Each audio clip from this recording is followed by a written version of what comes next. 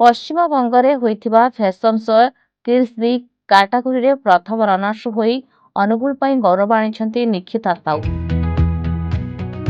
ଚଳିତ ମାସ 25, 26, 27 ତାରିଖ କିଛି ରାଜ୍ୟଗୁଡ଼ିକର ପ୍ରତିଯୋଗୀଙ୍କୁ ନେଇ ପଶ୍ଚିମବଙ୍ଗ ମାଲଦାଠାରେ ହୋଟେଲ ବିଏମ୍ ଗ୍ରାଣ୍ଡ ରିଜର୍ଟଠାରେ ଏକ ଫ୍ୟାସନ ଶୋ ଆୟୋଜନ ହୋଇଥିଲା, ଯାହା ଏଭି ଶ୍ରୀ ସୁନ୍ଦରୀ ପ୍ରତିଯୋଗିତା ସିଜନ୍ 11 ପରିଚାଳିତ ହୋଇଥିଲା।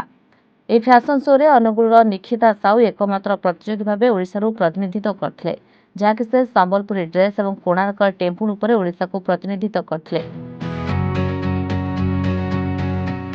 ପ୍ରତୀକ ଦେ ଆୟୋଜକ ଥିବାବେଳେ ନିଖିତାଙ୍କର ବିଶାଲ ରୟ କୋର୍ଡିନେଟର ଥିଲେ। କିଡ୍ସ ବି କାଟାଗୋରୀରେ ମୋଟ 50 ଜଣ ପ୍ରତିଯୋଗୀଙ୍କୁ ପଛରେ ପକାଇ ନିଖିତା ସାହୁ ଏହି ଟାଇଟଲ ହାସଲ କରି ଓଡ଼ିଶା ପାଇଁ ଗୌରବ ଆଣିଛନ୍ତି।